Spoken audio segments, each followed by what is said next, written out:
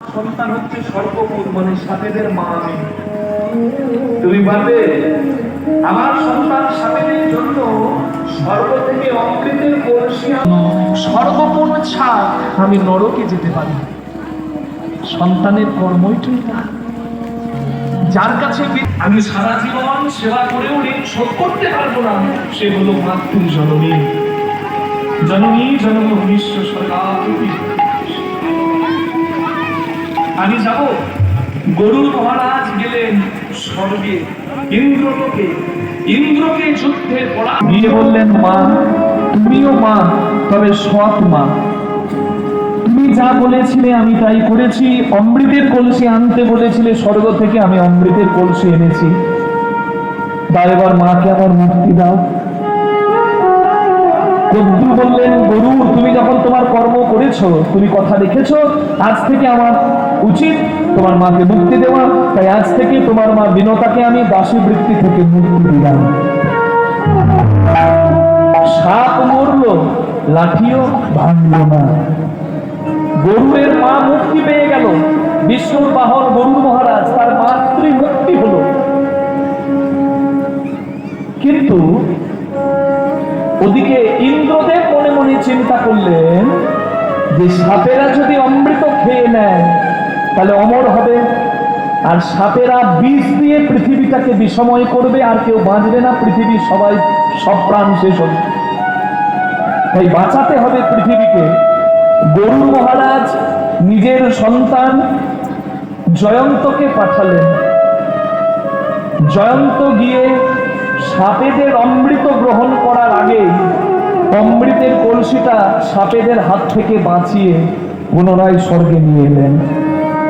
সাপও মরল, লাঠিও ভাঙল না। ইন্দ্রপুত্র জয়ন্ত, যাকে কেউ চোখে দেখতে পেত না, সেই অমৃতের কলসিটা স্বর্গে নিয়ে যাবার সময় ভারতবর্ষের 4টি জায়গায় বিশ্রাম করেন। যে 4টি জায়গা নাসিক, উজ্জয়িনী, এলাহাবাদ, হরিদ্বার। এই 4টে জায়গায় অমৃতের কলসি নামিয়ে বিশ্রাম নিয়েছিলেন ইন্দ্রপুত্র জয়ন্ত। তাই এখনো লক্ষ লক্ষ ভক্ত ভিড় করে। যেমন আপনারা এখানে এসেছেন, অমৃত এখানে আছে বলে জানেন, এখানে অমৃত পেতে পারি তাই এসেছেন। এই রকম লাখ লাখ ভক্তের ভিড় হয় সেই 4টে জায়গায়, নাসিক, উজ্জয়িনী, এলাহাবাদ, হরিদ্বার। কারণ ভারতের সব থেকে বড় মেলা হয় এই 4টে জায়গায়। অমৃত নামিয়ে বিশ্রাম নিয়েছিল ইন্দ্রপুত্র জয়ন্ত। তাই এখনো ভক্তরা বিশ্বাস করে সেইখানে গেলে পবিত্র লগ্নে, পবিত্র তিথিতে যদি আমি স্নান করি, তাহলে ওই কুম্ভের জলে স্নান করলে আমিও তাহলে অমৃত পেয়ে অমর হব। তাই এই 4টে জায়গায় ভারতের সব থেকে বড় মেলা হয়, যে মেলা গঙ্গাসাগরের মেলার থেকে 100 গুণ বড় মেলা, যে মেলার নাম মহাকুম্ভ মেলা। এখন সাপেরা যখন অমৃত পান করতে এলো, সাপেরা কি অমৃত পেল? পেল না। গরুর মহারাজ বলছে, অমৃতের কলসি ফেলে দিয়েছি, অমৃতটা ঘাসের ওপরে ঢেলে দিয়েছি, যা ঘাসগুলো জিভ দিয়ে লেহন কর, অমৃত পাবি। সাপেরা অমৃত আছে মনে করে ঘাসগুলোকে জিভ দিয়ে চাটতে লাগলো, আর ঘাসগুলো চাটতে গিয়ে, লেহন করতে গিয়ে সাপেদের জিহ্বা 2টি খণ্ডে ভাগ হয়ে গেল। সেই থেকে আজও সাপেদের জিহ্বা 2টি খণ্ডে বিভক্ত। এই গরুর পুরাণের কথা আপনারা অনেকেই জানেন, কালীয় দমনী আপনারা শোনেন। কিন্তু আমার কথা কি, এটা দৃষ্টান্ত। এখান থেকে সিদ্ধান্ত কি, কি গ্রহণ করলে আমাদের মঙ্গল? সাপেরা অমৃত আছে মনে করে ঘাস চাটলো, সাপেদের জীব কাটলো, জ্বালা বাঁধলো, অমৃত পেল না। তাই সাপকে দেখে কোনোদিন যেন আমরা হাসবো না, কারণ ওই সাপেদের মতো আমাদেরও অবস্থা। সাপেদের যেমন ঘাস চেটে জীব কাটলো, জ্বালা বাঁধলো, অমৃত পেল না, তেমনি আমরাও সারা জীবন আঁকড়ে ধরে করি বিষয়কে অমৃত পাওয়ার জন্য, কিন্তু যত চেপে যাব জ্বালা দিনের দিন বেড়ে যাবে, অমৃত পাবো না, পরমানন্দ পাবো না, পরম সুখ পরম শান্তি পাবো না। যত চাঁদবো জ্বালা বাড়বে, অমৃত হতে নাই, অমৃত পাবো না। নিতাই গৌর হরি।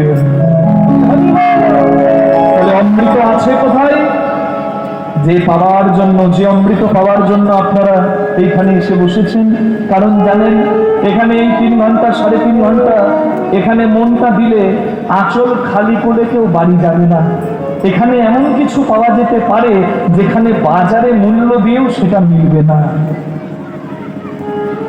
এখানকার মাথাটা নামিয়ে এই যে ধুলো লাগাচ্ছেন, অচৈতন্য হৃদয়ে চৈতন্য হবে।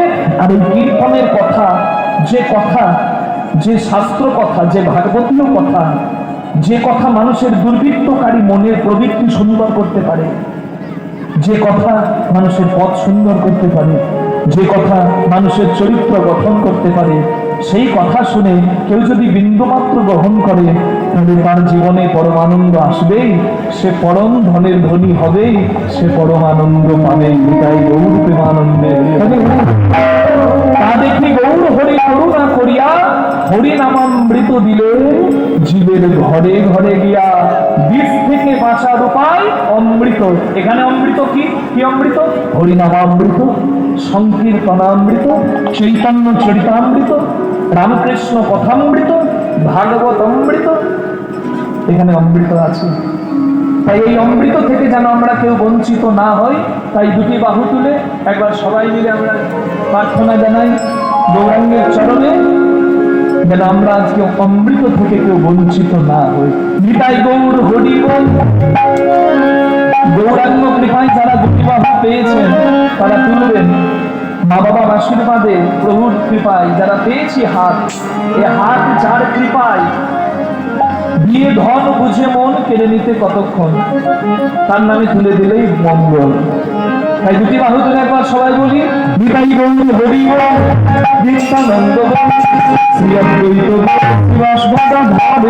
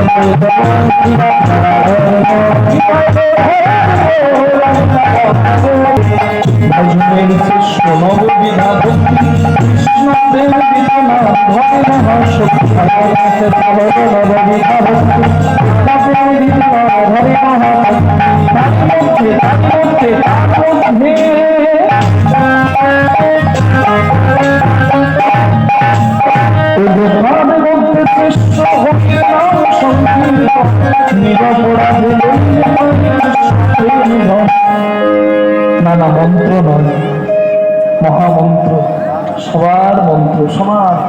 তাই দুহাত দিলে সবাই গাইব, আমার একার নয়, আপনার একার নয়, সবার জন্য প্রভু এনেছেন। তাই আমরা গাইব উচ্চস্বরে। রাগ হোক না হোক, অনুরাগ যেন থাকে হরি নামে।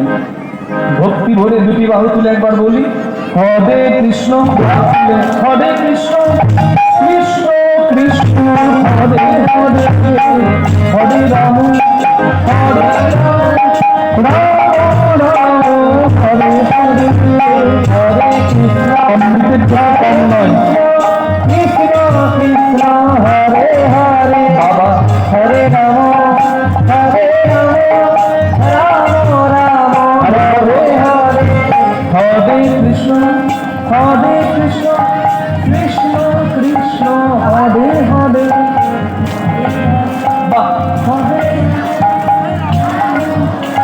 আর একটু বাড়বে মনে হচ্ছে, হরে কৃষ্ণ।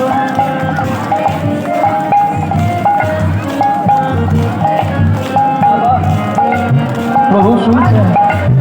বলে হারি